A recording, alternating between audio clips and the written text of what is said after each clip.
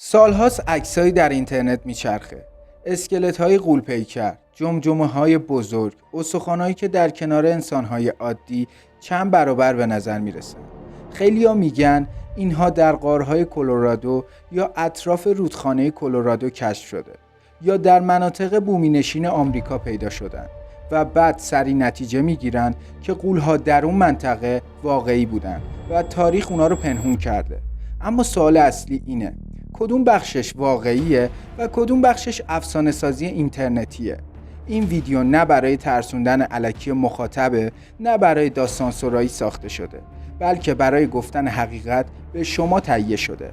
تا آخر ویدیو رو همراه من باشید تا با هم بررسیش کنیم.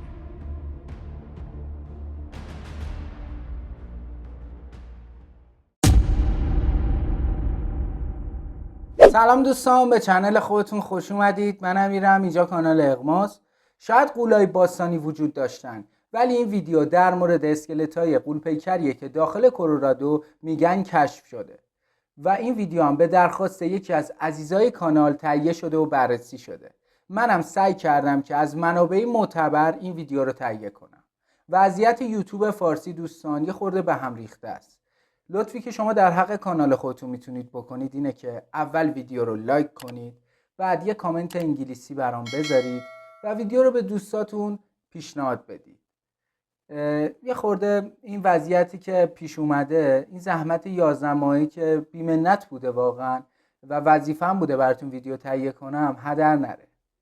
یه خورده آدم دل سرد میشه تو این وضعیت یوتیوب فارسی. مرسی که همیشه هستین و ویدیو رو تا آخر تماشا میکنید. بریم ویدیو رو ببینیم.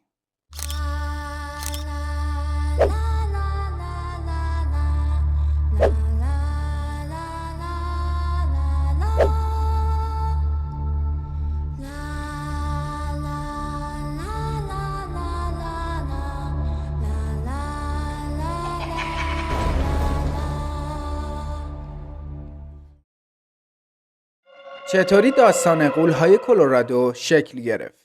بین سالهای 1850 تا 1910 صدها مقاله در روزنامه‌های محلی آمریکا منتشر شد با تیترهایی مثل کشف اسکلت 5 متری در غار، نژاد غول‌ها در دره کلرادو، استخوان‌هایی بزرگتر از انسان معمولی. نکته مهم اینه که در اون زمان روزنامه‌نگاری علمی اصلاً وجود نداشته. اغراق و دروغ برای فروش روزنامه خیلی رایج بوده و عکس و نمونه یا گزارش دانشگاهی همراه این خبرها وجود داره. امروز هم این مقاله ها در آرشیو ها هستن، اما هیچ کدوم توسط علم تایید نشدن.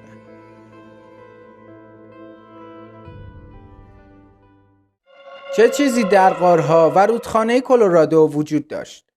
منطقه فوکونس و غارهای جنوب غرب آمریکا واقعا چیزهایی برای گفتن داشتن.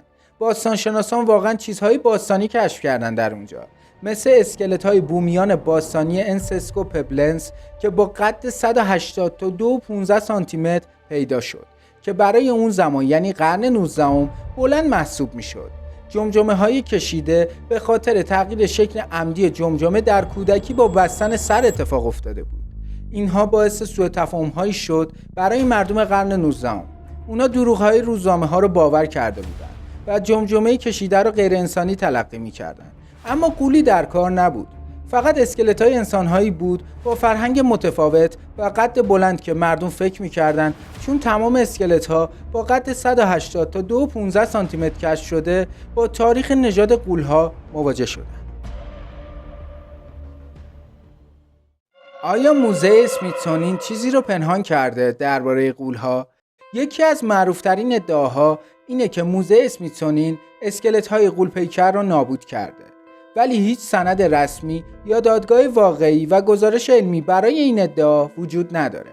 یه سری ماجراها پدید اومد درباره دادگاهی شدن موزه اسمیتسونین برای این موضوع، ولی همشون ساختگی بودن و دروغ اینترنتی بودش.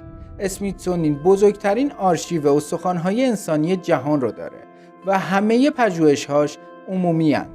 اگر حتی یک اسکلت 5 متری واقعی وجود داشت، ده‌ها دانشگاه مستقل بررسیش می‌کردن با کربن 14 و همه چیز رو DNA به ما ثابت می‌کرد. پس مخفی کاری غیر ممکنه.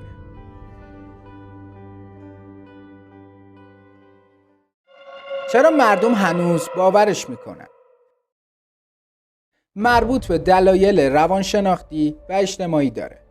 علاقه انسان به تاریخ پنهان، بی‌اعتمادی به نهادهای رسمی و تأثیر عکسای فتوشاپ شده و همینطور یوتیوبرهایی که برای بازدید داستان جعلی میسازن. اما هیچ اسکلت غول‌پیکری در آمریکا در اون ناحیه وجود نداره. انسانهای بسیار قد بلند وجود داشتن و دارن، مثل رابرت والدو با قد 2.72 سانتی متر. مدرک پزشکیش هم موجوده، ولی مربوط به اختلالات ژنتیکی جاگاتیسمه. پس چرا بعضی از اسکلت‌های باستانی غیر عادی به نظر میاد؟ خب دلیلش اینه: تغییر جمجمه برای فرهنگ اون منطقه در گذشته، بیماری‌های استخوانی و تخریب اسکلت در فرایند کشف باستانی. پس اگه بخوایم نتیجه گیری کنیم، حقیقت اینه: نژاد غول‌های باستانی شاید بودن، ولی در اون منطقه نه.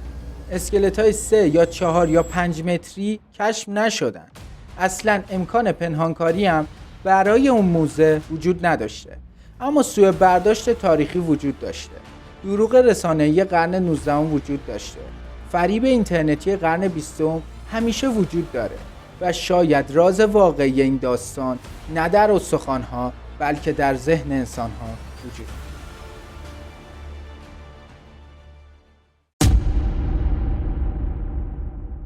خب به آخر ویدیو رسیدیم. به نظر من احتمال وجود غول‌ها در گذشته وجود داشته، ولی این اتفاقی که داخل کلرادو افتاده بیشتر شبیه یه شایعه هست تا یه پنهانکاری دولتی. مرسی که تا آخر ویدیو رو تماشا کردین. باز ممنونم که همیشه کانال خودتون رو لایک و سابسکرایب میکنید و حمایت میکنید. داخل کامنت ها همیشه فعال باشید و به من انرژی بدین. تا ویدیو بعد.